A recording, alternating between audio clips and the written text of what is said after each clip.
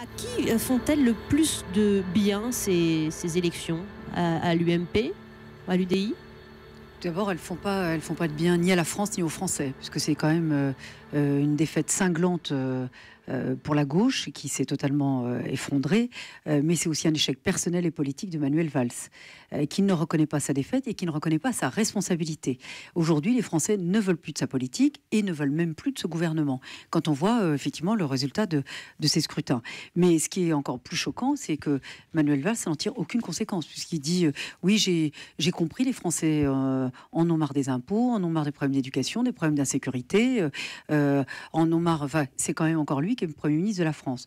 Donc hier, il n'a absolument pas mis en cause sa responsabilité. Et il dit, oui, on a perdu parce que la gauche est divisée. Non, même la gauche, là où elle est unie, d'ailleurs on l'a vu dans son fief, dans l'Essonne, la gauche était unie, et il se prend quand même aussi une défaite cinglante qui est quand même personnelle. Donc, je pensais que vous alliez me dire violence... ça fait du bien au moral des troupes à l'UMP, mais vous nous amenez sur la gauche. Non, je vous amène sur les Français. Parce que vous croyez quoi? Que moi je me satisfais de l'état de la France? Que je me satisfais de l'écœurement des Français? Alors aujourd'hui, c'est vrai que c'est l'effondrement de la gauche.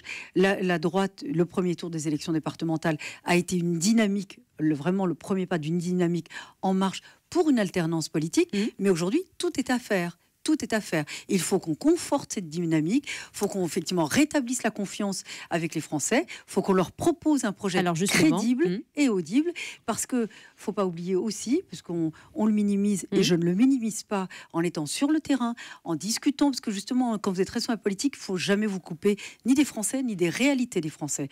Et le Front National est une force politique qui est maintenant installé dans le paysage politique français. Vous placez les enjeux. Réalité. On va en parler, Rachida Dati. Il y a eu plusieurs analyses depuis hier et ce matin sur Europe 1, je voudrais que vous écoutiez celle du politologue Olivier Duhamel qui répondait à Thomas Soto, lui demandant si Nicolas Sarkozy avait raison hier finalement de personnifier la victoire.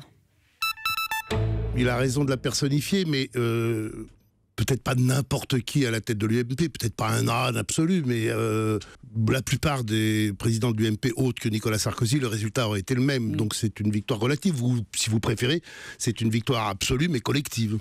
Dire que Jean-François Copé, par exemple, aurait pu remporter la Manche, est-ce que ça commande de relativiser un peu en interne? Il y a deux choses. D'abord, moi j'y étais, je peux vous dire, j'étais avec Nicolas Sarkozy avant l'annonce des résultats, et ensuite, à aucun moment, il ne personnalise. Il est président de l'UMP. Il faut bien que le parti qui a remporté les élections, qu'il y ait une parole qui soit dite. Elle est dite et donnée par le président de l'UMP.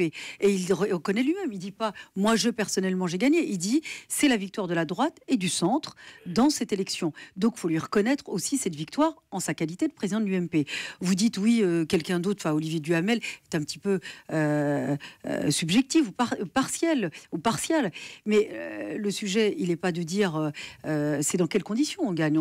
On gagne avec un basculement de nombre de départements comme jamais ça s'est produit sous la Ve République. On n'a jamais eu autant de départements qu'on basculé à droite en une seule fois en nombre. Qu'on ait le nombre total à un moment donné, oui, on a eu, que ce soit à gauche ou à droite, mais qu'il y ait un basculement aussi fort, ça ne s'est jamais produit. Donc c'est une réalité. Et puis ce qu'a apporté quand même Nicolas Sarkozy à l'UMP, c'est-à-dire que c'est pour ça qu'aujourd'hui il faut qu'on conforte ce succès, que ce soit pas uniquement un succès de circonstance. Alors comment